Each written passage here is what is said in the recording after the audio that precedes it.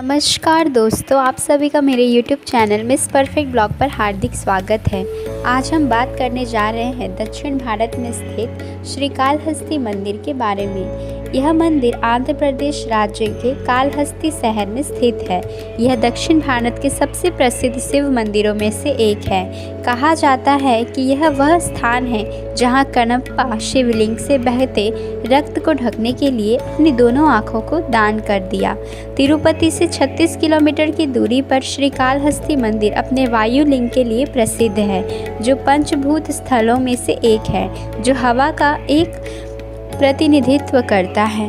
आंतरिक मंदिर का निर्माण 5वीं शताब्दी के आसपास हुआ था और बाहरी मंदिर का निर्माण 12वीं शताब्दी में चोल राजाओं और विजयनगर राजाओं द्वारा किया गया था। भगवान शिव को वायु के रूप में कालहस्तीश्वर के रूप में पूजा जाता है। तो चलिए हम जानते हैं तमिलनाडु से जुड़ी और आंध्र प्रदेश की यह कहानी, जो कि एक लोक कथा है। कहते हैं नील और फणीश नाम के दो भील लड़के थे। उन्होंने शिकार खेलते समय वन में एक पहाड़ी पर भगवान शिव की लिंग मूर्ति देखी। नील उस मूर्ति की रक्षा के लिए वहीं रुक गया और फणीश लौट आया। नील ने पूरी रात मूर्ति का पहरा इसलिए दिया ताकि कोई जंगली पशु उसे नष्ट न कर दे। सुबह वह वन में चला गया। दोपहर के समय जब वह लौटा तो उसके एक हाथ में धनुष, दूसरे में भुना हुआ मांस, मस्तक के केशों में कुछ फूल तथा मुंह में जल भरा हुआ था। उसके हाथ खाली नहीं थे, इसीलिए उसने मुख के जल से कुल्ला करके भगवान को स्नान कराया। पैर से मूर्ति पर चढ़े पुराने फूल व पत्ते हटाए, बालों में छिपाए फूल मूर्ति पर गिराए तथा भुने हुए मांस का टुकड़ा भोग लगाने के लिए रख दिया। दूसरे दिन नील जब जंगल गया तो वहाँ कुछ पुजारी आए। उन्होंने मंदिर को मांस के टुकड़ों से दूषित देखा। उन्होंने मंदिर की साफ सफाई की तथा वहां से चले गए। इसके बाद यह रोज का क्रम बन गया। नील रोज जंगल से यह सब सामग्री लाकर चढ़ाता और पुजारी उसे साफ कर देते। एक दिन पुजारी एक स्थान पर छिप गए ताकि उस व्यक्ति का पता लगा सके जो रोज रोज मंदिर को दूषित कर जाता है। उस दिन नील जब जंगल से लौटा तो उसे मूर्ति में भगवान के नेत्र दिखाई दिए। एक नेत्र से खून बह रहा था। नील ने समझा कि भगवान को किसी ने चोट पहुंचाई है। वह धनुष पर बाण चढ़ाकर उस चोट पहुंचाने वाले व्यक्ति को ढूंढने लगा।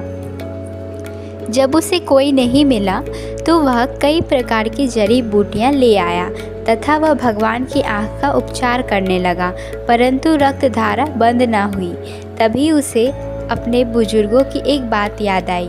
मनुष्य के घाव पर मनुष्य का ताज़ा चमड़ा लगा देने से मनुष्य का घाव शीघ्र भर जाता है। नील ने बिना हिचक बाण की नोक घुसाकर अपनी एक आँख निकाली तथा उसे भगवान के घायल नेत्र पर रख दिए। मूर्ति के नेत्र से रक्त बहना तत्काल बंद हो गया। छिपे हुए पुजारियों ने जब यह चमत्कार देखा तो वह दंग रह गए। तभी मूर्ति की दूसरी आँख से भी रक्तधारा बहने लगी। नील ने मूर्ति की उस आँख पर अपने पैर का अंगूठा टिकाया ताकि अंधा होने के बाद वह टटोल कर उस स्थान को ढूंढ सके। इसके बाद उसने अपना दूसरा नेत्र निकाला तथा उसे मूर्ति की दूसरी आँख पर लगा दिया। तभी वह स्थान अलौकिक प्रकाश से भर गया। भगवान शिव प्रकट हो गए तथा उन्होंने नील का हाथ पकड़ लिया। वे नील को अपने साथ शिवलोक ले गए।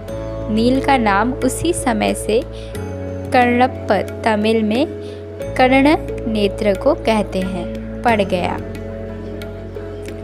पुजारियों ने भी भगवान तथा भोले भक्त के दर्शन किए तथा अपने जीवन को सार्थक किया। कणप्पा की प्रशंसा में आदि शंकराचार्य जी ने एक श्लोक भी लिखा है। रास्ते में ठुकराई हुई पादुका ही भगवान शंकर के अंग झाड़ने की कूची बन गई। आमन कुल्ले का जल ही भगवान का दिव्याभिषेक जल हो गया और मांस ही नैवेद्य बन गया। अहो, भक्ति क्या नहीं कर सकती। इसके प्रभाव से एक जंगली भील भी भक्त बतंश बन गया।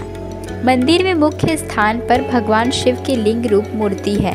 यही वायु तत्व लिंग है, इसलिए पुजारी भी इसका स्पर्श नहीं करते।